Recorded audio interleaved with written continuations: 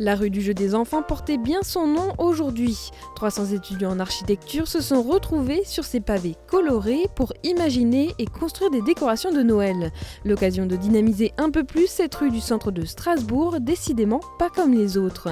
Les commerçants, habitants et écoliers étaient de la partie. Comme le début de l'association et le début de la piétonisation et de la colorisation de la rue, où c'était vraiment un moment de partage, où quand on a peint la rue, les gens venaient peindre la rue avec les pinceaux, ils étaient contents. Et là, ça se passe pareil. La rue est un formidable terrain de jeu pour les jeunes qui ont organisé plusieurs ateliers avec des matériaux recyclables.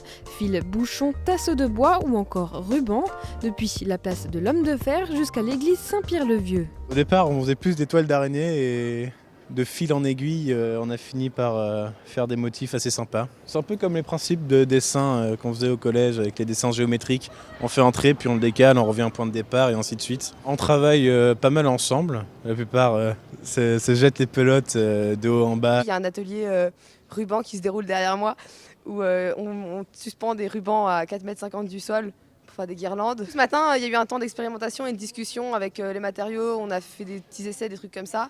Et à la fin de la matinée, on a commencé à mettre en place et à tendre aux fenêtres parce qu'on a le soutien des habitants, donc ils nous ouvrent leur balcon pour qu'on puisse tendre, etc.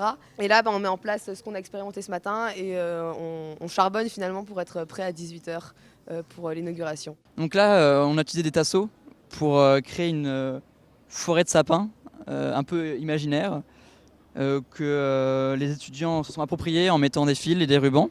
Les fils sont des fils biodégradables bien sûr et les bouchons, donc sur le tableau de bouchons qui a été présenté précédemment, ont été récupérés auprès de l'entreprise Schroll, qui est une entreprise qui recycle des matériaux. Ces décors éphémères vont être visibles jusqu'au 31 janvier. Cette rue du jeu des enfants n'a donc pas fini de marquer le paysage urbain.